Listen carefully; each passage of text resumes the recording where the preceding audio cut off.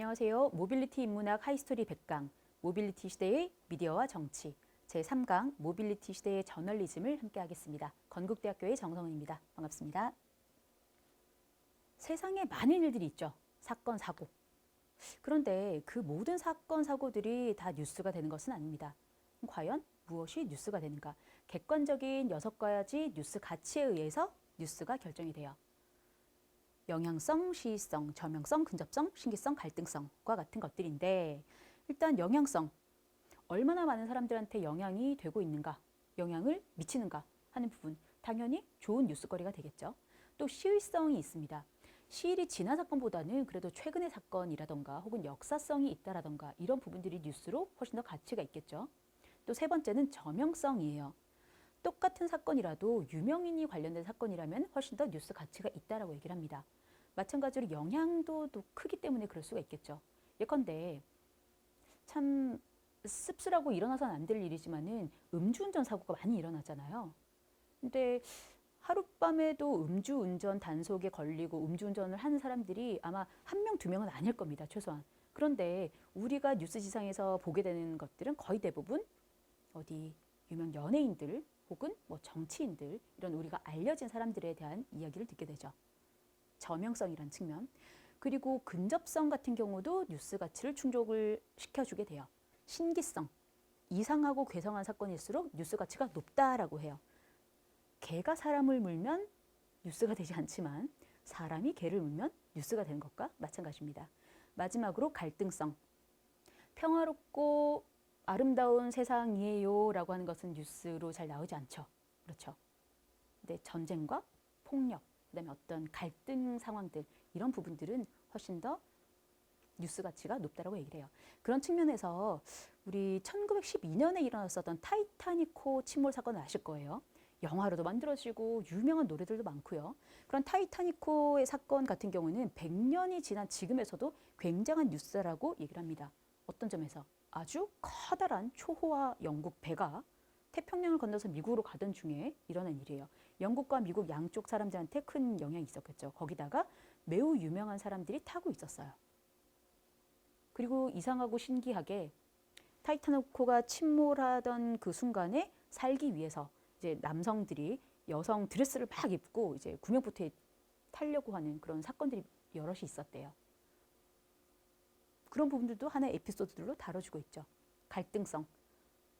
살려고 하는 사람과 또 그것을 막는 사람들, 어쩔 수 없이 그런 여러 가지 갈등들이 있었기 때문에 이런 뉴스 가치가 큰 사건이다라고 얘기를 합니다. 현실에서 어떤 사건이 뉴스로서 수용자에게 전달되기 위해서는 여러 관문, 즉 게이트를 거치게 되는데요. 이때는 여러 가지 요인의 작용에서 통과되고 차단되고 혹은 변형되고 왜곡되기도 합니다. 예컨대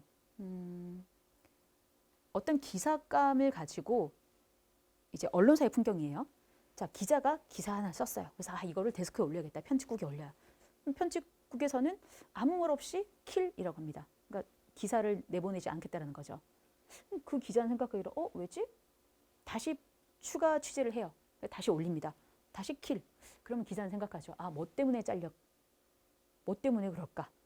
자, 그런 부분들이 단순히 뉴스 가치 측면뿐만이 아니라 지금 얘기하게 될 어떤 수용자의 요구, 또 고용주의 제재, 혹은 기자의 가치관 배경, 또 동료 및 외부 사회의 압력 등에 의해서 결정되는 경우가 많다는 거예요. 아까 얘기했던 것처럼 그 기자의 기사를 킬하고 혹은 살릴 수 있는 그런 능력, 그런 권한을 가진 사람들, 게이트 키퍼라고 얘기를 합니다. 어떤 뉴스 자료를 통과시킬지, 그리고 통과된 뉴스 자료를 어떤 형태로 보낼지를 결정하는 결정권자들이라는 거죠. 기자 스스로가 될 수 있고요. 또 편집국이 될 수 있고, 때로는 언론사 사주가 될 수도 있고 그렇습니다. 자, 그러면 무엇이 뉴스가 되는가를 한번 생각해 보면서 과연 내 눈앞에 도달한 뉴스는 정말로 뉴스가 높은 것인가? 그리고 옳은 게이트 키핑 작용을 통해서 내 눈앞에 도달을 했는가? 혹은 이게 그렇게 중요하지 않음에도 불구하고 나에게 도달한 것은 아닌가? 여러 가지 의심과 의문을 제기할 필요가 있어요. 민주주의 사회에서 비평가 또 권력의 감시자로서 언론이 기능을 해주어야 건강한 민주주의 사회가 이루어진다는 거죠. 미국의 제3대 대통령이었던 토머스 제퍼슨은 이렇게 얘기합니다. 신문 없는 정부와 정보가 없는 신문을 선택하라면 나는 주저함없이 그 후자를 선택하겠다. 즉 신문의 그 언론이 얼마나 중요한지 극단적으로 얘기를 하는 거죠. 언론은 대표적으로 이런 두 가지 기능들을 수행을 해요. 첫째로 감시 기능. 사회에서 일어나는 많은 사건들에 관한 정보들을 수집하고 정리하고 배분하는 기능을 수행합니다. 그래서 정보를 제공하고 또 경고함과 동시에 진실이 무엇인지 규명하고 또 확산하는 데 초점을 두게 되죠. 근데 요즘에는 이런 기본적인 감시 기능에 더해서 연결 기능도 굉장히 커지고 있는 듯 싶어요. 연결 기능이 뭐냐? 단순하게 사실이 무엇이다라고 얘기하는 사실 보도의 차원을 넘어서서 정보의 의미를 해석하고 또 대응책을 처방해서 사람들로 하여금 태도 형성까지 영향을 주는 기능을 얘기를 해요. 어떻게 생각하시고요? 어떻게 행동을 하세요? 라고 좀 푸시를 하는 부분들이죠. 그래서 정보에 대한 선택과 해석에 그런 기반을 두고 여러 사건들의 우선순위를 부여함으로써 상대적인 중요성을 규정하는 기능을 수행합니다. 그러나 그럼에도 불구하고 우리가 1900년대 중후반에서 제4부, 즉 권력을 감시하는 그 기능을 수행하는 언론으로서의 어떤 중요도를 이 워터게이트 사건을 가지고 얘기를 할 수 있습니다. 역시 또 미국의 사건이에요. 1972년 6월 대통령 리처드 닉슨의 재선을 이제 위해서 캠프들이 꾸려지죠. 그런데 그들의 당선을 위해서 노력만 하면 좋을 텐데 참 아쉽게도 그 상대편의 캠프를 도청을 하고 혹은 선거를 방해하고 이런 작업들을 하게 돼요. 자, 정치 권력은 언론을 통해서 여론을 자신에게 유리하게 조작함으로써 획득한 권력을 유지하고 또 확대하고자 하는 경향이 있죠. 경제 권력도 마찬가지일 겁니다. 그 누구라 하더라도 그 기업의 나쁜 이야기를 하는 언론을 좋아할 리는 없어요. 그렇죠? 자, 그래서 메릴이라는 학자는 이렇게 얘기를 합니다. 일반인과 언론인들이 모두 당연한 것으로 받아들이고 있는 시민들의 알 권리라는 것, 그리고 권력의 제4부로서의 언론이라는 것은 그야말로 신화에 불과하다. 이게 사실이든 아니든 간에 그냥 아유 그렇게 그냥 믿어왔던 것뿐이야 라고 하는 거죠. 조금 더 세게 그리고 아주 그 민낯을 드러내는 알철의 연구도 있어요. 독립적인 미디어의 존재는 허상이다. 자유롭고 독립적인 미디어라는 게 존재하느냐? 없어. 그런 거는 존재를 하지 않아. 라는 거죠. 그래서 모든 미디어는 그 체제 아래에서 경제적, 정치적, 사회적 힘을 갖고 있는 권력의 대변인으로서 기능할 뿐이다. 라고 얘기를 하는 거죠. 즉, 에이전트라는 거예요. 그 파워에 대해서 유착관계, 그러니까 경제 권력이든 정치 권력이든 어떤 힘을 가진 입장이 있다 그러면 이렇게 붙어서 유착관계를 유지를 하면서 그들의 입맛에 맞는 보도를 내보내고 그들을 거슬리지 않는 한에서 어떤 역할들을 취할 뿐이라는 거죠. 자, 이렇게만 보면 참 씁쓸합니다. 그렇죠? 결국 돈을 지불하고 혹은 권력을 유지를 시켜주는 그 주체의 이익을 위해서 봉사하고 있다는 것인데 이렇게만 본다면 참 슬퍼요. 그렇죠? 근데 여기에 대해서 미디어는 또 구조적인 편향이라는 특징을 지니게 돼요. 인간도 선택적인 심리를 가지고 있다라고 얘기를 하는데 미디어 역시 굉장히 어떤 구조적으로 바이어스를 일으키게 됩니다. 편향되어 있다는 거죠. 어떻게 그러느냐? 일단 신문도 그렇고 TV 방송도 그렇고 지면의 한계, 그다음에 뭐 방송 시간의 제한 이런 것들 있잖아요. 그래서 결국에는 미디어는 어떻게든 모든 상황을 정확하고 공정하게 보도하지는 못해요. 게이트키핑이라는 과정을 통해서 무엇을 내가 보낼 것인가 그리고 얼마만큼의 비중을 가지고 보낼 것인가를 결정하게 되는데 그 속에서 특히 뉴스 보도는 일부 분야에 대해서는 굉장히 과도하게 집중하는 반면에 다른 분야는 무시하는 일종의 구조적 편향을 내재하고 있다는 거죠. 예컨대 의회 뉴스를 보낸다라고 얘기를 하면 그 의회에서 무슨 법안이 처리가 됐고 어디에 대해서 논쟁이 되고 있고 이렇게 얘기하는 것들에 대해서는 좋아하지 않아요. 왜? 일반 독자들이, 일반 시청자들이 그렇게 흥미롭게 여기지 않기 때문이다? 혹은 반대겠죠? 그렇게 느끼지 않을 것이라는 생각 때문에 안 보낼 수도 있는 거고. 최근에 이런 일이 있었습니다. 국회 본회의장 모습이에요. 그리고 아래는 모 정당의 젊은 여성 의원이 본회의장에서 투표를 마치고 나가는 모습입니다. 이 사진 아마 어떤 형식으로든 아주 많이 봤을 거예요. 제목이 그거죠. 빨간 원피스 혹은 원피스 논란 이런 거라는데, 자, 국회 본회의장에 가게 되면은 의원들이 찬성이냐 반대냐 이제 투표를 계속 하게 되죠. 그리고 마치고 나면 나가요. 나가는데 보니까 여성 젊은 의원이 짧은 어떤 원피스에다가 운동화에다가 거기다가 빨간색의 어떤 되게 화려한 무늬의 원피스를 입었다라는 거죠. 빨간 원피스 입었다. 그 자체만이 뉴스가 될 뿐 그가 어떤 법안을 발의했고 그가 어떤 법안에 찬성했느냐 반대했느냐 이런 뉴스는 단 한 줄도 나오지 않았습니다. 그건 왜일까? 왜일까? 최근에는 이러한 인터넷의 미디어적 특성, 즉 구조적인 편향과 더불어서 인간의 선택적인 심리가 막 더해지며 모빌리티 시대의 새로운 저널리즘 문제가 사회적인 문제로 대두되고 있어요. 이런 기사들이 나가게 되는 것들은 글쎄요. 일단 신문도 기사도 인터넷 기사도 클릭을 유도하고 또 독자 수를 확보하고 많이 봐야 되니까 팔려야 되니까 그렇다. 그렇다면 결국에 미디어도 산업이라는 측면을 얘기를 해볼 수 있는 거죠. 기자들도 월급을 받아야 되는 존재들이고요. 그다음에 언론사가 유지가 되려면 건물도 유지해야 되죠. 거기에 전기세도 내야 되죠. 뭐 많은 어떤 비용들이 수반이 될 거 아니에요. 굉장히 악순환이 벌어지고 있다는 생각이 드는데 어떻게 이 부분을 헤쳐나가야 될지는 뭐 저와 여러분들의 어떤 몫이 아닐까 싶습니다. 자, 모빌리티 시대의 저널리즘 이슈, 유사 저널리즘 첫 번째로 살펴볼게요. 일단 저널리즘이라는 기본 정의는 미디어를 통해서 이루어지는 매스 커뮤니케이션의 한 형태로 미디어 기관에 소속돼서 정보 판단 전문가로 훈련된 언론 조직 구성원들이 공공의 관심 사항이 될 만한 정보를 확보하고 이를 이해하기 쉬운 메시지로 전환해서 대중에게 전달하는 것을 의미한다라고 얘기를 합니다. 자, 훈련된 전문가들 그리고 심사숙고해서 그리고 공공의 관심 사항을 우리에게 전달하고 있는가? 글쎄요. 여러분들은 어떻게 뉴스를 보시나요? 어떤 방식으로 뉴스를 접하게 되나요? 왼쪽에 있는 이 캡처한 사진 두 개, NTD 텔레비전 코리아라는 글쎄 이게 뭔지 모르겠습니다만 페이스북에 열기만 하면 나오는 어떤 뉴스예요. 그 밑에 더 유명하죠. 인사이트라는 기사.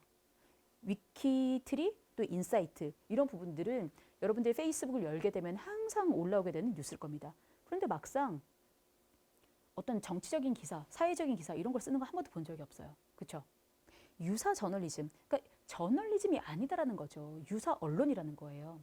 이들은 도대체 어디서 나오게 됐는가? 우리가 이제 언론사로 등록이 되어 있었던 그 흔히 말하는 신문사다 뭐다 얘기하는 것들은 불과 2000년대만 하더라도 몇 개가 채 되지 않았었거든요. 그런데 인터넷이 발달하고 특히 모빌리티 미디어가 발달하게 되면서 이러한 유사 저널리즘이 굉장히 확대가 되었습니다. 지금 인터넷 언론사가 등록된 것만 해도 6, 7천 개 이상이 된다고 해요. 그리고 우리가 신문을 읽어내는 방식, 우리가 뉴스를 접하는 방식이 8, 90%가 온라인이라는 거죠. 그러면서 이런 언론 생태계가, 저널리즘의 생태계가 굉장히 혼란스럽다는 거. 자, 이들은 클릭수를 유도해서 결국에는 광고비로 먹고 살아가는 유사 언론들이에요. 그러니까 실제로 이제 유사 언론이다 혹은 기생 언론이다라고 얘기를 하는데 실질적인 어떤 공공의 관심사항 별 그들에게 관심이 없습니다. 다만 클릭수를 높이려고 하는 거죠. 제목이 웃기끼끼 이런 식이니까 그렇죠. 근데 뭔가 보고 친구 65명 미만인 사람은 인간이 아니라 침팬지다. 이게 기사인 것처럼 나가는 거예요. 그런데 여기서 더 문제는 이런 클릭수로 돈을 벌어먹고 사는 이런 유사 언론들, 기생 언론들도 문제이지만 이런 것들을 클릭해서 내가 뉴스에 나왔으니까 그렇겠지. 난 뉴스에서 봤어. 라고 믿게 되는 이 수용자들에 대해서도 굉장히 큰 문제가 아닐 수 없다는 거예요. 더불어서 가짜뉴스의 문제도 굉장히 심각합니다. 가짜뉴스, 페이크 뉴스 어떻게 정리를 해야 될까? 언론사의 오보에서부터 인터넷에 떠도는 루머들까지 굉장히 스펙트럼이 넓다라고 얘기를 해요. 그래서 어떻게 합의를 해야 될까? 글쎄요. 이 정도로 한번 해볼까요?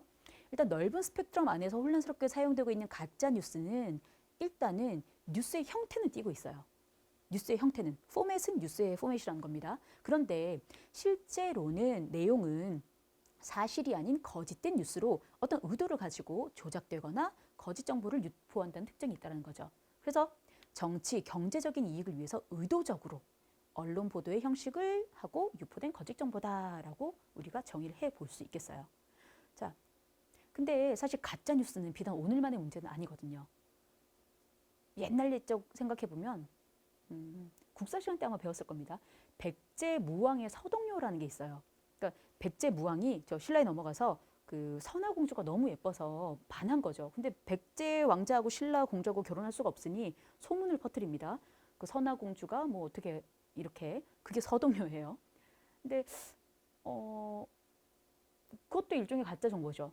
그리고 조금 더 슬픈 역사는 일본 관동 대지진이 일어났을 때, 그때 당시 때 워낙 이제 일본 전국이 혼란하니까 그 일본에 있던 조선인들에게 죄를 덮어 씌우기 위해서, 그 혼란을 넘기기 위해서 조선인들이 우물에다가 독약을 탔다든지 이런 가짜 뉴스들을 막 퍼뜨리게 됩니다. 그래서 집단 학살이 일어나고 하죠. 이렇게 가짜 뉴스라는 게 비단 오늘만이 문제가 아님에도 불구하고 지금 굉장히 큰 이슈가 되는 것은 인터넷이 발달하고 모빌리티 기기를 기반으로 하는 사회관계막 서비스가 급속히 확산되면서 언론사가 아닌 개인들이 사실이 아닌 내용을 진짜 뉴스처럼 퍼뜨리는 사태가 너무 심각하게 많이 일어나서 그래요. 사회적인 큰 문제로 대두되고 있죠. 왼쪽에 보이는 거, 제가 그냥 대략적으로 이렇게 그 편집을 한 건데요. 네. 브레이킹 뉴스라는 이름으로 제가 하나 뉴스의 포맷을 따왔습니다. 거기다가 프란치스코 교황 도널드 트럼프 지지 선언이라는 그 텍스트를 얹어놨어요. 자, 실제로 미국 대선, 지난번 힐러리 클린턴과 도널드 트럼프가 그 대결했었던 그 대선에서 가장 많이 페이스북에서 공유가 됐었던 게 바로 이 뉴스입니다. 가짜 뉴스였어요. 그 누군가가 만들었었던. 글쎄요, 누가 만들었을까요? 이것으로 정치, 경제적인 이익을 얻는 사람이 아니었을까요? 누가 되었든 간에. 과연 우리는 이런 가짜 뉴스를 파악할 능력이 있는가? 그 눈을 키워야 되지 않을까? 심각성 제기가 되죠. 모빌리티 시대의 최종 감시자는 누가 되어야 될 것인가? 자, 언론을 민주주의 제4부라고 권력을 감시하라 하고 세워놨더니 감시는커녕 권력을 대변하고 있어? 이런 문제점이 든다. 거기다가 모빌리티 시대에 유사 저널리즘이라던가 가짜 뉴스의 문제라던가 이런 부분들이 너무너무 많이 대두가 되고 있어요. 그렇다면 과거의 언론사가 독점하던 뉴스 생산, 유통 구조, 그리고 소비 행태가 완전히 달라진 이 시대에 우리는 어떻게 해야 되는가? 우리 스스로가 깨어 있으면서 미디어 리터러시를 길러서 가짜 뉴스에 대해서 한 번 더 생각해 보고, 그리고 유사 언론에 대해서 클릭하지 않아주는 그런 스마트한 행동들이 필요하겠죠. 예컨대 서울시청사 내에 세월호 납골당이 있다라는 가짜 뉴스.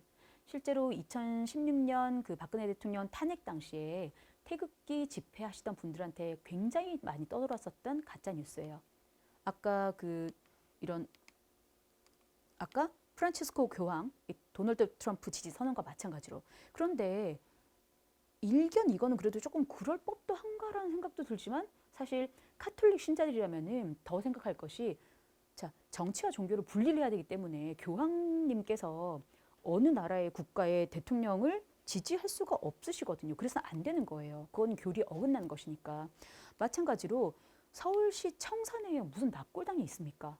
근데 알고 보니까 서울시청 이렇게 이 유리벽으로 되어 있잖아요. 거기 빛이 많이 들어오는데 어디 한쪽을 찍었어요. 사물함이 있는 쪽을 찍어놨습니다.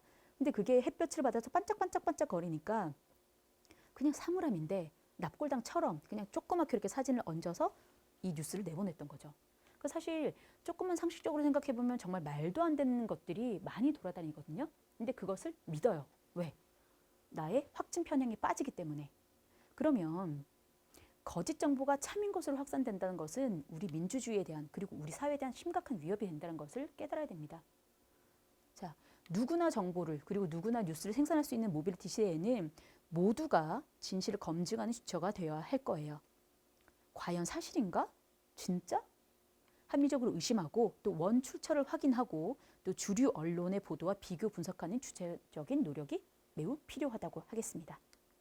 누구나 뉴스를 생산하고 유통할 수 있지만 그에 대한 책임은 매우 약한 시대이죠. 그렇기 때문에 우리 스스로가 이런 언론의 최종 감시자로서 미디어 리터러시를 잘 키워서 가짜뉴스에 현혹되지 않고 유사 저널리즘에 속지 않는 그런 스마트함을 키워야 되겠습니다. 오늘 수업은 여기까지 하도록 하겠습니다. 수고 많으셨습니다.